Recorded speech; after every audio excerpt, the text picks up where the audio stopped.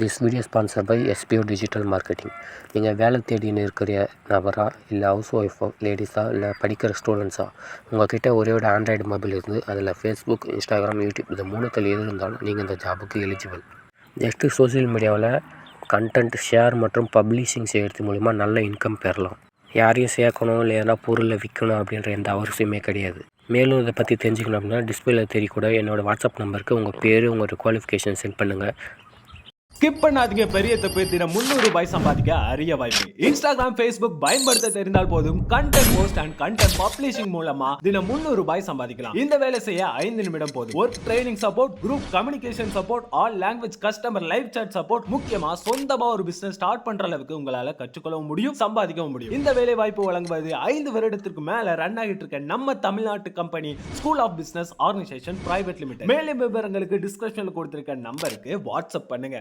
Hello friends, welcome to my channel. இன்னைக்கு இந்த வீடியோவில் நம்ம என்ன பார்க்க போறோம்னா தக்காளி சாதம் தான் பார்க்க போகிறோம். நம்ம நார்மலாக எப்பவும் பண்ணுற மாதிரி இல்லாமல் நான் இன்னைக்கு கொஞ்சம் வித்தியாசமான மெத்தடில் தக்காளி சாதம் பண்ணியிருக்கேன். நம்ம நார்மலாக எப்பவும் தக்காளியை கட் பண்ணிட்டு ரைஸ் பண்ணுவோம். நான் இன்னைக்கு தக்காளி அரைச்சிட்டு தக்காளி பேஸ்ட்லேருந்து தக்காளி சாதம் பண்ணியிருக்கேன். நம்ம நார்மலாக பண்ணுற ரைஸை விட டேஸ்ட் ரொம்பவே நல்லா இருக்கும், டிஃப்ரெண்டாகவும் இருக்கும், செய்கிறதும் ரொம்பவே ஈஸி தான். வாங்க இந்த தக்காளி சாதம் எப்படி பண்ணுறதுன்னு வீடியோவில் பார்க்கலாம்.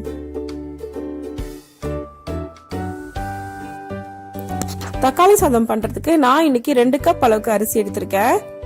நல்லா கழுவிட்டு ஒரு அரை மணி நேரத்துக்கு ஊற வச்சுக்கலாம்.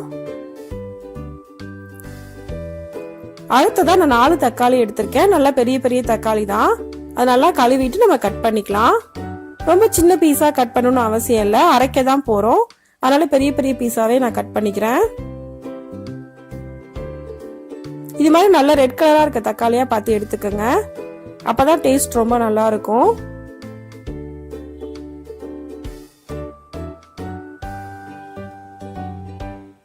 இப்போ தக்காளி ஃபுல்லா கட் பண்ணியாச்சு. அதை மிக்ஸி ஜார்ல ஆட் பண்ணிக்கிறேன்.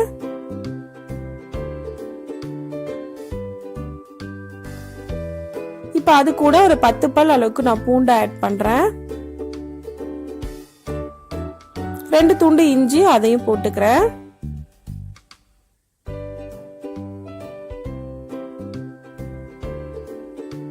இப்போ இது கூட அரை ஸ்பூன் அளவுக்கு நான் கரம் மசாலா ஆட் பண்றேன்.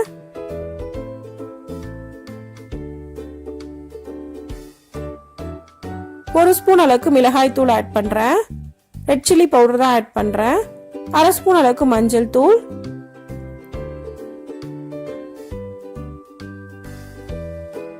ஒரு ஸ்பூன் அளவுக்கு காஷ்மீரி சில்லி பவுடர் ஆட் பண்றேன். இப்போ இது நல்லா ஃபைன் பேஸ்டா நம்ம அரைச்சிக்கலாம். இப்போ நல்லா அரைச்சாச்சு. இந்த அளவுக்கு நைஸா அரைச்சா போதும். அடுத்ததான் நான் ஒரு குக்கர் எடுத்திருக்கேன். அதில் 4ல இருந்து 5 ஸ்பூன் அளவுக்கு எண்ணெய் ஊற்றிக்கிறேன். அதில் 2 பீஸ் அளவுக்கு பட்டை, ஒரு 3 கிராம்பு ஆட் பண்ணிக்கலாம். 2 ஏலக்காய் ஆட் பண்றேன். ஒரு ஸ்டார் சீட் ஆட் பண்றேன்.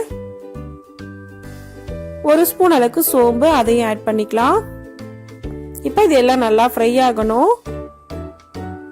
இப்போ இது எல்லாம் நல்லா ஃப்ரை ஆனதுக்கு அப்புறமா நான் வெங்காயம் ஆட் பண்றேன். வெங்காயம் சின்ன பீஸா கட் பண்ண வேண்டிய அவசியம் இல்லை, இந்த மாதிரி நீட்ட நீட்டமா பெரிய பீஸா கட் பண்ணிக்கங்க. இப்போ இது 1 நிமிஷத்துக்கு நல்லா ஃப்ரை பண்ணிக்கலாம்.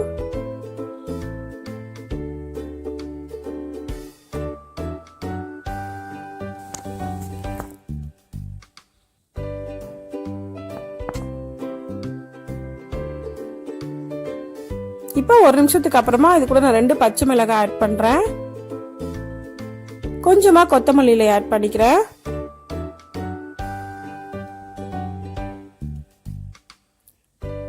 கொஞ்சமா புதினா இலை அதையும் ஆட் பண்ணிக்கலாம். இது எல்லாத்தையும் ஆட் பண்ணிட்டு நல்லா ஃப்ரை பண்ணிக்கலாம்.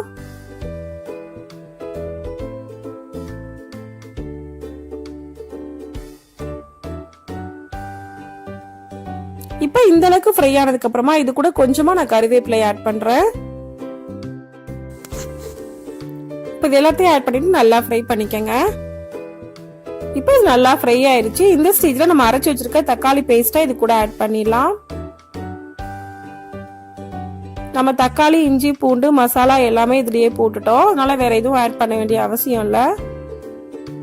இப்போ இது நல்லா ஃப்ரை பண்ணிக்கங்க. தக்காளியோட பச்சை ஸ்மெல் நல்லா போகணும், அந்த அளவுக்கு இதை நம்ம குக் பண்ணணும். ஒரு 3ல இருந்து 4 நிமிஷம் வரை குக் பண்ணா போதும், நமக்கு இது ரெடி ஆயிரும். இப்போ நம்ம குக்கரை மூடி வச்சு நம்ம குக் பண்ணிக்கலாம். இப்போ 4 நிமிஷம் ஆயிடுச்சு. இந்த அளவுக்கு நல்லா ட்ரை ஆகி வந்திருக்கு.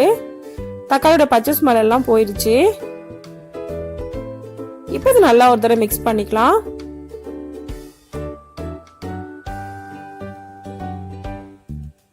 ஆயில் ஃபுல்லா செப்பரேட்டா பிரிஞ்சு வரும், அந்த ஸ்டேஜ் வரைக்கும் நம்ம குக் பண்ணிக்கலாம்.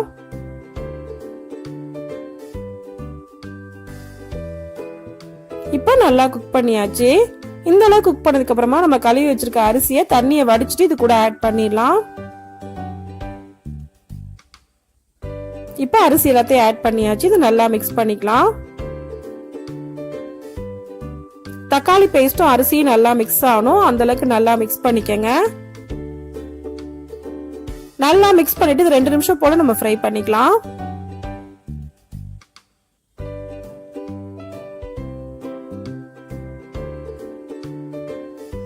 இப்போ நல்லா மிக்ஸ் பண்ணியாச்சு. இப்போ 2 நிமிஷம் ஆயிடுச்சு. நல்லா ஃப்ரை ஆயிருக்கு. அரிசி இந்த அளவுக்கு ஃப்ரை ஆனா போதும். இந்த அளவுக்கு ஃப்ரை ஆனதுக்கு அப்புறமா நம்ம இது கூட தண்ணி ஆட் பண்ணிடலாம். 2 கப் அளவுக்கு அரிசிக்கு நான் 4 கப் அளவுக்கு தண்ணி ஊத்துறேன். நீங்க எவ்வளவு அரிசி எடுக்கிறீங்களோ அதுக்கேற்ற மாதிரி தண்ணி நீங்க ஊத்திக்கலாம். இப்போ இது கூட 2 ஸ்பூன் அளவுக்கு நான் தயிர் ஆட் பண்றேன். 1 ஸ்பூன் அளவுக்கு நெய் ஊத்திக்கலாம். இப்போ தேவையான அளவுக்கு உப்பு போட்டுக்கலாம். இப்போ இதெல்லாம் போட்டதுக்கு அப்புறமா நல்லா ஒரு தடவை மிக்ஸ் பண்ணிக்கலாம். தண்ணி அரிசி எல்லாம் நல்லா மிக்ஸ் ஆகணும், அந்த அளவுக்கு நல்லா மிக்ஸ் பண்ணிக்கங்க. இப்போ நல்லா மிக்ஸ் பண்ணியாச்சு. இந்த அளவுக்கு மிக்ஸ் பண்ணதுக்கு அப்புறமா நம்ம குக்கரை மூடி வச்சிடலாம். மூடி வச்சு ஒரு 2 விசிலுக்கு மீடியம் ஃப்ளேம்ல வச்சு நம்ம குக் பண்ணி எடுத்துக்கலாம். இப்போ குக் பண்ணி எடுத்தாச்சு. இதை ஓபன் பண்ணி பார்க்கலாம்.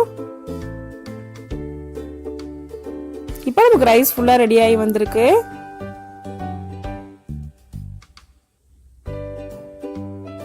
இப்போ இதை ஒரு தடவை நல்லா மிக்ஸ் பண்ணிக்கலாம். நம்ம குக்கர்ல ரைஸ் வைக்கும் போது எப்பவுமே உடனே மிக்ஸ் பண்ணி விட்டுறணும், அப்படி இல்லைன்னா ரைஸ் நமக்கு கட்டி கட்டியா ஆயிடும். உடனே மிக்ஸ் பண்ணிட்டோம் அப்படின்னா நமக்கு ரைஸ் ஃபுல்லா உதிரி உதிரியா கிடைக்கும்.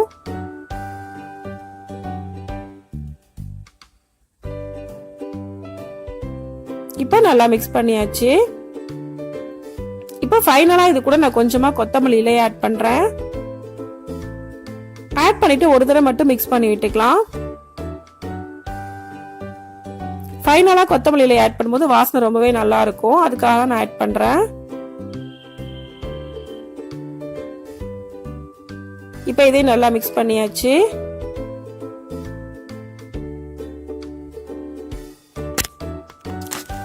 இப்போ நமக்கு தக்காளி பேஸ்ட்ல பண்ண தக்காளி சாதம் ரெடி ஆயிருச்சு.